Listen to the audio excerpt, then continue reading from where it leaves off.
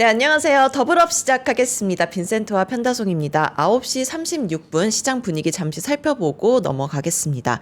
네, 코스피는 오늘도 상승 중입니다. 지금 2.7% 상승한 9,310선 지나고 있는데요.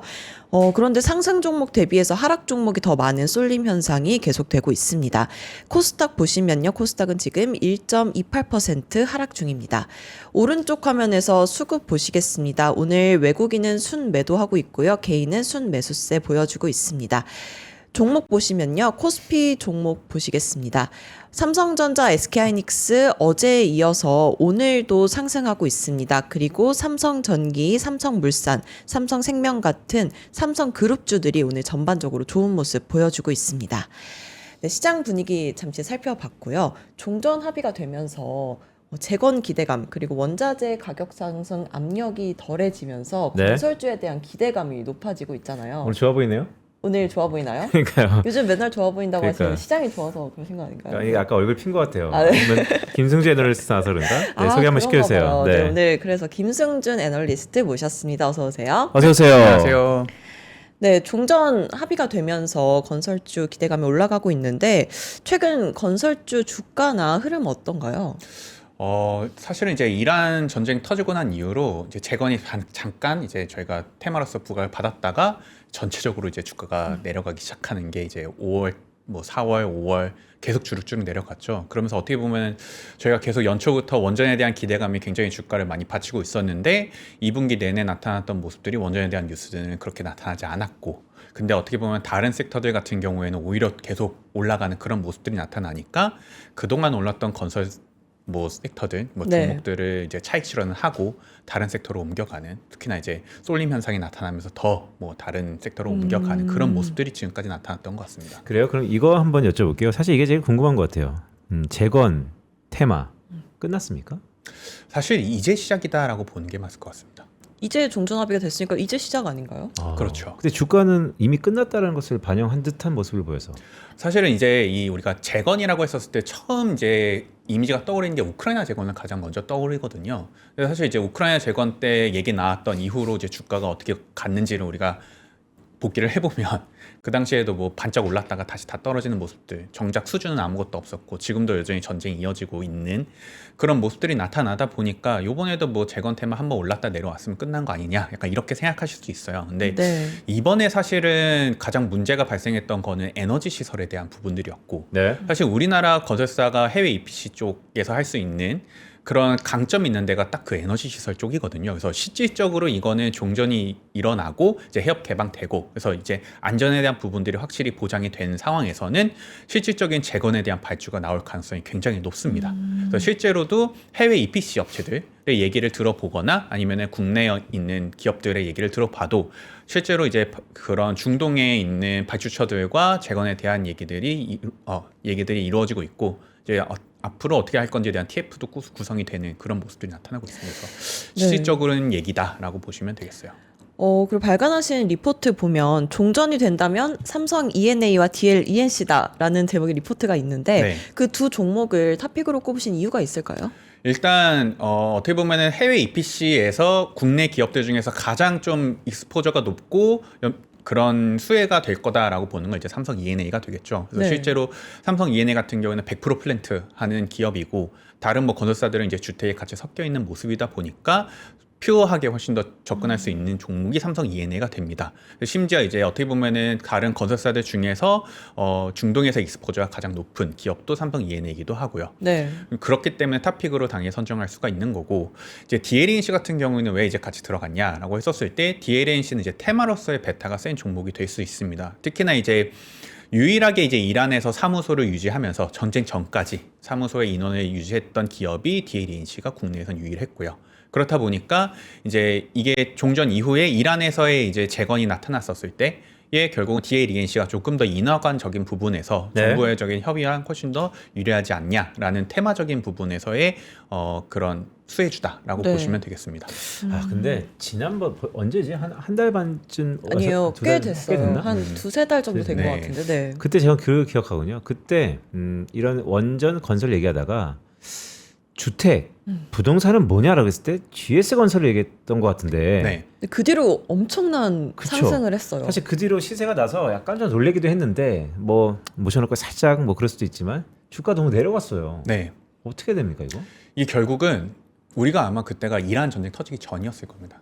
그런 것 그래서 같아요. 이란 전쟁 터지고 나서 이제 전반적으로 국내 주택에 대한 분위기가 굉장히 나빠졌는데 사실 그 이유는 아시다시피 전반적인 이제 유가라던가 그에 따른 이제 수급적인 문제들이 발생을 하면서 국내 건설사에서도 이제 비용에 대한 우려가 있는 거 아니냐라는 부분들이 전반적으로 좀 이 주택 섹터에 안 좋은 영향을 줬고요. 네. 그리고 심지어 이제 여기에 더불어서 우리가 그때도 말씀드렸지만 결국 착공이 나타나야 우리가 주택주가 좋아질 수 있다라고 말씀을 드렸었는데 그게 결국 기반이 되는 건 마진이 나와야 된다라는 거죠. 네. 근데 지금 이렇게 공사비가 한 차례 더 올라갈 수 있다라는 우려가 생기는 순간 착공이 회복될 수 있는 시점이 뒤로 밀릴 수가 있다라는 이제 시각이 생기는 거죠. 그렇다 보니까 전쟁 이후로 좀 주택주가 약해질 수밖에 없었던 그런 모습들이 나타났다라고 보시면 되겠습니다. 그럼 전쟁이 끝났으니까 이제 GS건설, 현대건설 같은 주택주 그리고 원전주 다시 상승할 여력이 있는 건가요? 근데 이제 어떻게 보면 종전 이후에 어떤 스토리가 더 강할 것이냐라고 네. 했었을 때는 이제 하반기에는 종전 이후에 스토리가 훨씬 더 원전이나 주택에 대한 스토리보다 더 강할 거다라고 보고 있고요. 특히나 주택 같은 경우는 일단은 한번 저희가 공사비 차원에서 기스가 난 건 사실입니다. 그렇기 때문에 착공에 대한 부분이 좀 뒤로 밀렸다라고 보고 있고 그렇기 때문에 투자의 시점을 조금 더 뒤로 봐야 되는 건 맞습니다. 그래서 전반적인 주택주에 대한 방향성은 달라지진 않았으나 투자 판단을 해야 되는 시점에 대해서는 조금 뒤로 보자. 그래서 어떻게 보면 4분기 정도에 가서 4분기요? 주택주를 보자라는 차원이고 3분기는 오히려 네. 이제 나타날 수 있는 원전에 대한 이벤트 그리고 종전에 대한 이벤트에 조금 더 집중하자라는 의견입니다. 사실상 4분기 이후에 보자는 것은 내년은 뭐 좋다는 겁니까? 아니면 사실은 좀 사는 시점 아니면 바라보는 시점을 이연시키자 어느 쪽에 무리가 있나요? 사실 후자에 조금 더 가깝고요. 결국은 4분기 가서 지표에 대한 모니터링을 한 번 더 지켜보자라는 입장입니다. 근데 이제 네. 그때 가서 물론 이제 주가가 여전히 좋지 않고 그래서 네. 밸류에이션이 굉장히 싸게 형성돼 있는 와중에 이제 전반적인 부동산 경기가 활성화가 되면서 착공이 내년도부터 회복될 수 있다라는 기대감이 형성되기 시작하면 그때는 매수하자라고 말씀을 드릴 수가 아하. 있겠죠. 근데 사실 원자재 비용에 대한 우려는 조금 감소한 상태잖아요. 종전이 되면서. 그럼 하반기에 일어날 수 있는 최대 리스크는 어떤 게 될까요? 결국은 전반적인 공사비의 이슈이긴 합니다. 그래서 일단 유가에 대한 부분도 저희가 이제 70불 레벨대까지 내려오긴 했지만 이후에 이제 해협이 개방이 된다고 해서 실질적인 원유의 공급이 제대로 빠르게 이루어질 수 있냐에 대한 부분도 우리는 한 번 더 짚고 넘어갈 필요가 있고요. 네. 그런 과정에서 만약에 다시 유가가 뭐 80불 레벨로 다시 올라가게 된다면 결국은 우리가 60불에서 80불 레벨까지 올라간 상황이 된 거기 때문에 전반적인 공사비에 따른 인플레이션에 대한 우려는 존재할 수밖에 없습니다. 그래서 그 부분이 어떻게 좀 공사비가 결국은 영향을 미칠 거냐가 가장 큰 변수라고 보시면 되겠습니다. 그래요? 대우건설 있지 않습니까? 네. 오랜만에 대우건설도 커버하시죠? 하고 있죠. 대우건설이 사실 우리 프로그램 시작하고 한 4,000원, 5,000원 하다가 당시에도 뭐 원전 해요 등등을 해서 주가가 한 10배 갔었어요. 4만 원까지 올타임 하이 찍고 최근 또 고점 대비 반토막이거든요. 네. 물론 대우건설 안에 사람들이 얘기 들어보면 약간 요원한 것도 있고 불안 것도 있지만 지금 대우건설은 어떻게 봐야 됩니까? 사실 아마 2, 3월 때도 그때 제가 원전 말씀하면서 말씀을 드렸을 거예요. 왜 그때 현대건설과 대우건설 추천하지 않고 네. GS건설 얘기를 했는지. 근데 지금도 그 의견 변함이 없습니다. 결국은 밸류에이션 비싼 거 맞고 그렇기 때문에 지금의 이 대우건설의 주가는 밸류에이션으로 움직이는 그런 주가는 아닙니다. 결국은 네. 스토리가 어떻게 붙어줄 수 있냐의 여부가 중요하고요. 그렇다 보니까 대우건설에게 남아있는 스토리는 결국은 3분기에 베트남 원전에 대한 부분이 있습니다. 근데 중요한 건 그게 언제 뉴스가 나올 거냐의 자체가 뭐 우리가 전망하기가 굉장히 시기적으로 어렵고 여기에 더불어서 이제 대미 투자 관련해서도 이제 7월 달에 프로젝트가 나온다고 하지만 그 이제 원전에 대한 얘기가 먼저 나올지에 대한 부분도 불확실합니다. 네. 그렇다 보니까 당연히 지금 거의 뭐 한 달 정도를 놓고 봤었을 때는 이 대우건설이 스토리적으로 붙을 수 있는 이벤트적인 부분이 조금은 약한 거죠. 그래서 어느 정도 좀 계속 주가가 지지부진할 수밖에 없지 않을까. 모멘텀이 살짝 아쉽다. 맞습니다. 근데 이 부분도 중요할 것 같아요. 부동산 규제 영향은 어때요? 부동산 규제도 상당히 네. 일단은 저희가 지표로 놓고 보면은 여전히 부동산 가격은 상승은 하고 있고 특히나 이제 전국적으로는 전월세 가격이 계속 올라가고 있습니다. 그래서 이제 저희가 작년 연간 전망 네. 때부터 말씀드렸고 그리고 어떻게 보면 저희 2, 3월 때 방송했었을 때도 말씀드렸던 부분이지만 전반적인 이런 전월세 가격 상승이 매매가 상승을 견인할 것이다라는 게 이제 저의 전반적인 전망이었고 그게 네. 결국 주택주가 올라갈 수 있는 그런 이제 투자 포인트다라고 했는데 그러한 방향성 자체는 여전히 유효하다라는 전망은 유지하고 있습니다. 네. 아까 말씀 중에 GS건설 네. 공사비가 살짝 기스라는 얘기를 제가 제대로 들었나요? 그런 얘기 한 것 같은데. 전반적인 주택주가 그쵸. 기스날 우려가 있다. 그렇죠. 네. 그게 혹시 지금의 인플레이션, 원자재 가격 상승 이런 네. 비용 땅의 상승 때문에 그렇다는 건가요? 맞습니다. 아, 그러면 이거 꽤 오래 간다는 게 컨센서스인데. 네.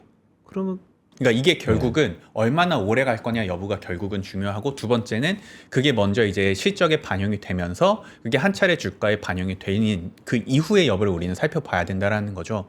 그러다 보니까 주택주를 2분기 내지 3분기에 추천을 드리지 않는 이유가 네. 2, 3분기 중에 실적에 그런 쪽으로 반영이 되고 주가가 어느 정도 그거를 반영을 해준 이후에 우리가 투자 판단을 해보자라는 그런 의견도 같이 포함됐다라고 보시면 되겠습니다. 이거는 제가 잘 몰라서 여쭤보는 거예요. 주변에 이렇게 하다 보니까 요즘에 재건축 재개발도 이슈잖아요. 네. 선거 네. 이후에 또 막 다 엄청나게 공급해야 된다. 그런데 모든 건 다 최첨단으로 짓는데 아파트도 다시 지으면 거기에는 메모리 반도체 이런 거 안 들어갑니까? 뭐 최첨단 이럴 거 같고 많이 들어간다고 그러던데. 사실은 이제 뭐 IoT부터 얘기 시작하면서 이제 어느 정도 이제 로봇 안에서 뭐 택배를 쓴다거나 이런 식으로 될 테지만은 지금까지 사실은 건설 내에서 그런 뭐 시도하는 예, 건설사는 없나요? 그런 거를 일부 이제 압구정 뭐 요번에 이제 수주했던 뭐 네. 현대건설과 같은 사례에서는 조금은 나타나긴 합니다. 근데 이게 아직까지 너무 하이엔드에 국한된 얘기고요. 네. 왜냐하면 워낙 비용이 많이 들어가다 보니까 지금 사실 아까 앞에서도 얘기했지만은 이 건설에서 중요한 건 비용단이 굉장히 좀 이슈가 크거든요. 그렇다 보니까 비용을 그렇게 더 높이 잡으면 결국은 판매가를 더 높이 잡을 수밖에 없는 거고 그게 결국 또 그 판매가에 팔릴 수 있냐의 여부로 연결이 되는 겁니다. 네. 그렇다 보니까 뭐 압구정이나 이런 데 같은 경우에는 높이 지어도 판매가 가능하니까 그런 식으로 반영이 되겠지만 전반적인 이제 우리가 뭐 수도권이나 광역시까지 고려를 한다면은 네. 아직까지는 그런 비용을 추가적으로 더 올리는 부분에 있어서는 부담이 되는 건 사실이다. 이렇게 말씀드립니다. 그리고 건설업종은 대미 투자 기대감도 있지 않나요? 그렇죠. 네. 그래서 7월에 나타날 수 있는 대미 투자 네. 관련해서도 특히나 이제 원전이 그거에 대한 이제 관심도가 높습니다. 그러면 원전 쪽에서 하반기 수주 기대감이 가장 높은 기업이 따로 있을까요? 일단은 대우건설이 당연히 한 번 더 주목을 받을 수 있다고 보고요. 여기에 이제 삼성물산 그리고 현대건설 크게 이제 요 세 개. 여기에 이제 GS 건설까지 네. 어떻게 보면은 조금 더 더해서 4개 정도까지는 한 번 더 주목을 받을 수 있다. 그럼 그렇게 주목받는 종목들, 기업들의 차별점이 있는 조건이 있을까요? 일단은 3분기에 우리가 원전에 가장 크게 기대하는 것 중에 하나가 베트남 원전이거든요. 베트남. 근데 이제 베트남 원전의 특징은 뭐 팀코리아로 이루어지게 됩니다. 네. 그렇다 보니까 이제 팀코리아에서 이제 주관사로 할 수 있는, 그러니까 대장으로 할 수 있는 건설사가 누가 있냐라고 하면 이제 우리가 3개를 꼽습니다. 대우건설, 현대건설, 삼성물산. 그래서 요 3개가 어떻게 이제 좀 적극적으로 참여하는지의 여부인 그게 건데. 팀 코리아군요. 그렇죠. 근데 이제 현대건설 같은 경우에는 이제 어떻게 보면 회사에서도 밝혔다시피 팀코리아는 약간 좀 우선순위에서 떨어집니다.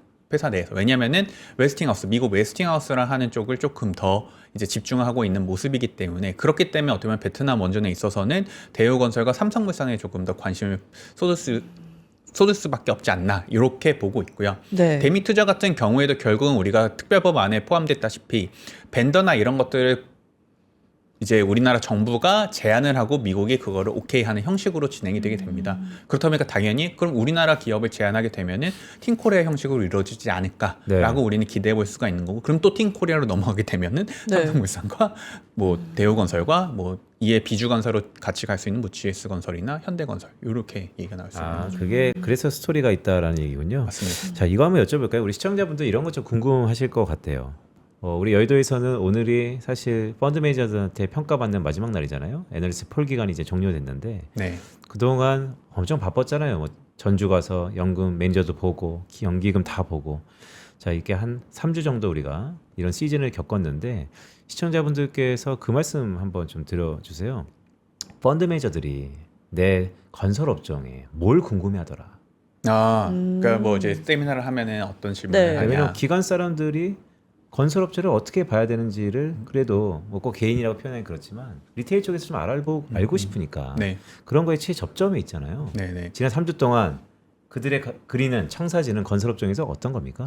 일단은 질문들이 어떤 질문들이 들어오냐면요. 이제 첫 번째는 원전에 대한 업데이트에 대한 질문들이 많이 들어옵니다. 원전이요? 아무래도 저희가 연초부터 주가 상승을 가장 많이 끌었던 테마가 원전이었고 이제 네. 그거에 대한 어떻게 되는 뉴스에 대한 업데이트들 어떻게 진행되고 있는지에 대한 부분들을 많이 궁금해하셨고 두 번째는 오늘 이제 주제 중에 하나인 재건의 네. 실질적인 유효한 얘기가 되느냐 그리고 심지어 재건 이후에 우리가 스토리들에 대해서 그러니까 어떻게 보면 이 해협 개방 이후로 지정학적인 에너지 변화도 얘기가 나올 수 있고 이란이 개방됨에 따라서 3천억 달러를 어떻게 쓸 것이냐에 대한 얘기도 분명히 같이 있다는 거죠. 그럼 그 시장 크기를 생각했었을 때 우리가 사실은 재건에만 포커싱을 두고 있지만 종전 이후에 나타날 수 있는 다른 발주 시장들을 고려를 했었을 때에 우리가 이 건설주를 어떻게 바라봐야 되냐에 대한 부분들 그리고 저한테 똑같이 질문 주셨던 것처럼 이 공사비에 따른 마진에 대한 네. 국내 주택주에 대한 실적에 대한 거를 어떻게 바라봐야 되냐. 거의 어떻게 보면 오늘 질문해 주셨던 거에 대한 것들을 그러니까요. 똑같이 네, 펀드 네. 매니저분들도 네. 저 같은 개미들이랑 그렇게 크게 다르지가 않네요. 네. 근데 결국은 그게 가장 큰 탑픽이기 때문이긴 합니다. 네. 비슷하네요. 네, 이거 여쭤봐도 될까요? 어쨌든 이란 재건 기대감과 아직 전쟁이 끝나진 않았지만 우크라이나 러시아 종전되면 우크라이나 재건 기대감을 받는 종목들도 있을 거 아니에요. 그렇죠. 그 두 기업이 다른가요? 사실은 조금 다르다라고 볼 수 있겠습니다. 오. 그러니까 우크라이나 종전이 처음에 이게 나왔을 때는 대부분 인프라와 이제 건축 쪽에 집중된 부분이 많습니다. 네. 그러니까 파괴된 도로, 철도 시설, 여기에 이제 뭐 전력 시설과 그리고 이제 건축물들에 대한 얘기들이고 이번 이제 이 이란 관련된 얘기는 사실은 이제 에너지 시설, 정유화학 시설에 사실은 좀 더 포커싱이 된 부분이라서 네. 어떻게 보면 우리가 공종 자체를 조금은 분리해서 볼 수 있는 부분이긴 합니다. 자, 그러면 이렇게 한번 정리 한번 해보죠. 자, 김승준 연구위원이 보시는 탑픽 중에 건설이겠죠? 한번 줄을 세워주세요. 관심 종목 중에 업황 턴어라운드 1순위, 2순위 그리고 이건 가장 아쉽다. 마지막 순위. 한번 말씀 주세요. 사실은 이게 저희가 업황 턴어라운드라고 얘기하기엔 아까 그래서 말씀드린 실적 턴어라운드로 합시다. 마진의 네, 실적. 우려가 사실은 그렇죠. 조금 네, 있거든요. 그래서 이게 우리가 연초에가 어떻게 보면 마진이 좋았었다가 마진이 조금 우려가 생기는 거라서 이제 질문을 조금 제가 스스로 바꾸면은 오히려 이제 마진에 대한 턴어라운드보다는 다시금 우리가 하반기에 스토리적인 부분에서의 주가를 반영이 된다라고 모멘텀. 했을 때, 네 모멘텀이죠. 좋습니다. 결국 모멘텀이 있었을 때 탑픽이 뭐냐? 전 첫 번째는 삼성물산입니다. 삼성물산이요? 삼성물산 차트 어떻게 돼? 삼성물산이 네, 계속 하세요. 제가 볼게요. 네. 그래서 어떻게 보면 삼성물산 같은 경우에는 거의 한 2달 가까이 계속 아. 탑픽으로서 말씀을 드리고 있는. 아 근데 이 삼성물산은 네. 삼성전자로 인해서 지분으로 맞습니다. 그런 거 아니에요? 맞습니다. 이게 건설 그렇게 탑픽 네. 잡는다. 그렇기 때문에 어떻게 보면은 주도주를 여전히 따라가야 된다라는 아하. 입장인 거고요. 결국은 반도체의 쏠림 현상에 있어서의 우리가 건설 섹터 내에서 대응할 수 있는 종목은 뭐가 있냐라고 하면은 결국은 가장 큰 삼성물산입니다. 근데 이게 전자 지분의 가치만 우리가 많이 부각이 되지만 사실은 사업적인 부분에서도 스토리적인 부분이 굉장히 좋습니다. 네. 특히나 3분기에 제가 말씀드렸던 원전에 있어서도 뭐 베트남 원전, 틴코리아 관련해서도 삼성물산이 원전에 대한 스토리를 부각할 수가 있는 부분이고요. 여기에 이제 회사가 준비하는 부분이 미국 쪽에서 이제 태양광 사업 관련해서도 운영 사업까지도 좀 진출하려는 그런 모습들이 나타납니다. 그래서 네. 중장기적으로 우리가 결국은 에너지 사업에 대한 부분이 계속 포커싱이 됐고 현대건설이 어떻게 보면 그걸로서의 굉장히 주가가 많이 반영을 받았었는데 삼성물산도 사실은 하반기에 그런 스토리들을 계속 붙을 수 있다라는 부분도 있고 이제 실적적인 부분에서 보면은 QOQ로 굉장히 우상향으로 계속 확신적으로 나타날 수 있다라는 종목이 삼성물산이기도 합니다. 근데 차트 보면 전고점 근처까지 거의 올라왔잖아요. 네. 그럼 지금 매수해도 하반기에 스토리가 붙으면 더 갈 수 있다는 네, 더 말씀이신 갈 수 거죠? 있고 네. 지금 현재 저의 목표 주가는 65만 원입니다. 65만 원이요? 네. 아직 많이 남았네요. 그러니까 알겠습니다. 그러면 가장 좀 모멘텀 측면에서 내가 커버리지 하는 종목이지만 시간이 좀 요원해 보인다. 어떤 게 있을까요? 사실은 이제 좀 주택주 주택. 시간이 조금 더 필요하지 않을까라고 보고 GS 있는 건설이 쪽이고요. 주택 아니었어요?